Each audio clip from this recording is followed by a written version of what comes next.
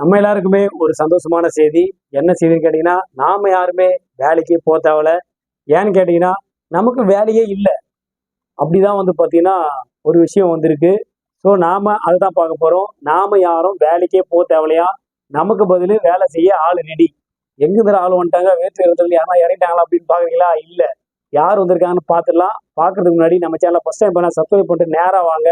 நம்மள வேலை செய்ய விடாம அவங்க வேலை செய்வாங்க. அது யாருன்னு நம்ம பார்த்துருவோம். ஏஐ தொழில்நுட்பம், ஆர்டிபிஷியல் இன்டெலிஜென்ஸ். ஸோ இந்த ஏஐ தொழில்நுட்பம் தான் பார்த்தீங்கன்னா உலகத்துல எல்லா வேலையும் செய்ய போதான். மனுஷங்களுக்கு வேலையே இருக்காதுன்னு சொல்லிட்டு நான் சொல்லலைங்க.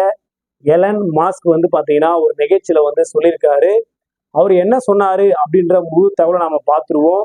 ஏன்னு கேட்டீங்கன்னா, மனிதர்களாக இருக்கிற நாம உழைச்சாதான் நமக்கு காசு. அதை வச்சுதான் நாம நம்ம வாழ்க்கையை நடத்திக்கிட்டு இருக்கோம். ஆனா நமக்கு யாருக்குமே வேலை இருக்காது.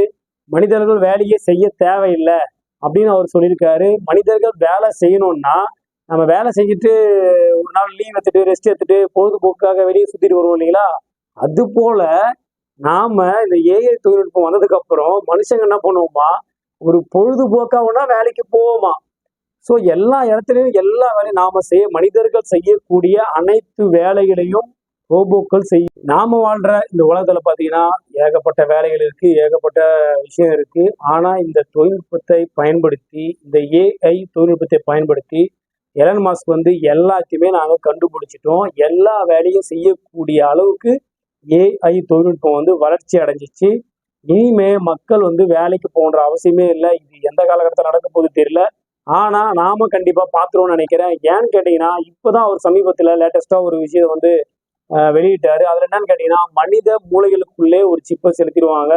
ஸோ மனிதர்கள் ரோபோக்கள் மாதிரி மாறிடுவோம் நாம. ஸோ அந்த சிப்ல என்ன விஷயம் நடக்குதோ அதை வச்சு நாம எல்லா வேலையும் ஸ்பீடா செஞ்சிருவோம் அப்படின்ற விஷயத்த சொன்னாங்க.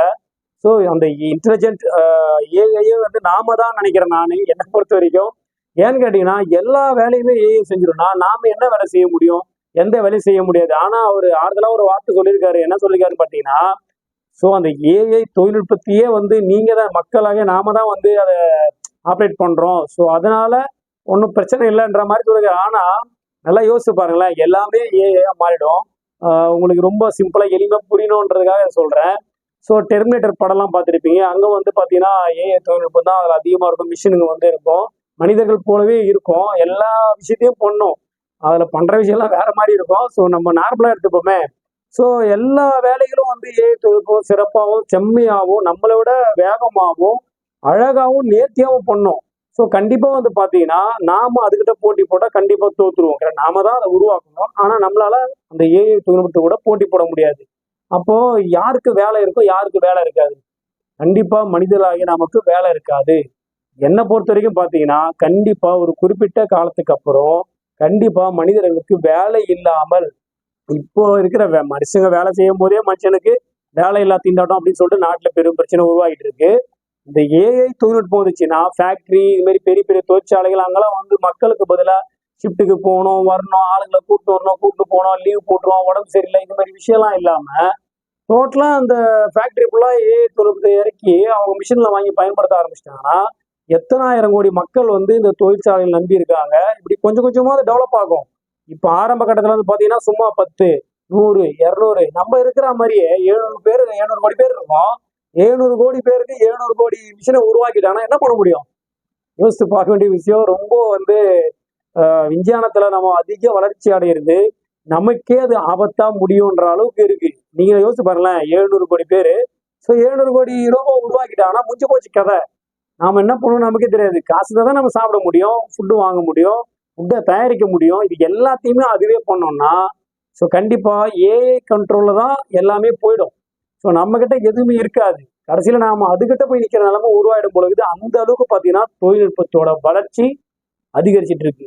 ஸோ இவர் எலன் மாஸ்க் என்ன சொல்லியிருக்காருன்னு கேட்டீங்கன்னா, குறிப்பான விஷயம், நமக்கு வேலை இல்லை, மனுஷங்க வேலை செய்ய வேண்டிய அவசியம் இல்லை, ஜாலியா அப்படியே சாப்பிட்டுக்கிட்டு ஜாலியா சுத்திக்கிட்டு வரலாம் அப்படின்னு சொல்லியிருக்காரு. ஜாலியா சாப்பிட்டுக்கிட்டு ஜாலியா சுத்திட்டு வரணும்னா அதுக்கு காசுக்கு நாம எங்க போறது அப்படின்ற விஷயத்த நம்ம பார்க்கணும் இல்லையா? சோ நாம கஷ்டப்பட்டு வேலை செஞ்சாதான் நமக்கு ஊதியம் கிடைக்கும். ஊதியத்தை வச்சு நம்ம பயன்படுத்த முடியும். ஆனா இவர் சொன்ன கூற்றின்படி எல்லா உலக நாடுல எல்லா இடத்துலயும் டெக்னாலஜில ஏஐ வந்துச்சுன்னா எங்கேயுமே வேலை இருக்காதுங்க. ராணுவத்துல கூட வேலை இருக்காதுங்க. டாக்டர்ஸு ஏஐ தான், எல்லாமே ஏஐன்னு வந்து பார்த்தீங்கன்னா, எங்கேயுமே நமக்கு வேலை வாய்ப்பு இருக்குது. ஸோ மனுஷங்க வேலை செய்ய முடியாத ஒரு சூழ்நிலையை நாமளே உருவாக்க போறோம். அதனால மனித இனத்துக்கே ஒரு பெரிய அழிவுக்கு, மனித இனத்தின் அழிவுக்கு ஒரு பெரிய ஆபத்தை நாமளே கொஞ்சம் கொஞ்சம் கொஞ்சமா படிப்படியா உருவாக்கிட்டு இருக்கோம். ஸோ நம்ம பாபா அவங்க வீடியோ போட்டிருப்போம். அதில் கூட பார்த்தீங்கன்னா மனிதர்கள் ரோபோக்களாக மாறுவார்கள் அப்படின்னு சொல்லிட்டு அவர் பாபா அவங்க சொல்லியிருக்காரு. சொல்லிட்டு அவர் இறந்து போயிட்டாரு. அது நடக்குமா நடக்காதுன்ற விஷயத்துல நாம இருந்தோம். ஆனா இப்போ கண்கூடா பார்த்தீங்கன்னா அவர் சொன்ன மாதிரியே மனிதர்கள் ரோபோக்களாக மாறக்கூடிய அளவுக்கு சுச்சுவேஷன் உருவாயிடுச்சு. அதுக்குண்டான தொழில்நுட்ப வளர்ச்சியும் அதிகமாயிடுச்சு. ஸோ அமெரிக்கா வந்து பார்த்தீங்கன்னா முழுக்க முழுக்க வல்லரசு நாடு. எல்லா வசதியும் அந்த நாட்டில் அளவுக்கு அதிகம். ஸோ அங்கேயே வந்து பார்த்தீங்கன்னா ஏஐ தொழில்நுட்பத்தை பயன்படுத்துறாங்கன்னா, இதுக்கு அடுத்தபடியா கொஞ்சம் கொஞ்சமா வந்து எல்லா விஷயத்துலயும் வந்து ஏஐ தொழில்நுட்பம் வந்துச்சுன்னா, டோட்டலா நம்மளுடைய லைஃப்பும் அது கேள்விக்குறியாடும். நம்மளுடைய லைஃப் மனித வாழ்க்கை என்பது கேள்விக்குறியா நின்றுடும். நம்ம எங்க போய் முடிய போறோம், என்ன பண்ண போறோம்னு தெரியல. ஸோ ஏஐ தொழில்நுட்பத்தை பத்தி தெளிவா நீங்க தெரிஞ்சுட்டு இருப்பீங்க.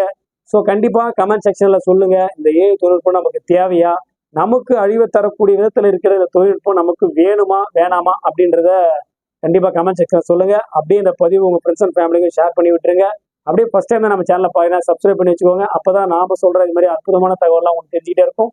அதை பார்த்து நீங்க பயன்பெற முடியும். மீண்டும் ஒரு நல்ல பதிவோடு உங்களை சந்திக்கிறேன். நன்றி, வணக்கம்.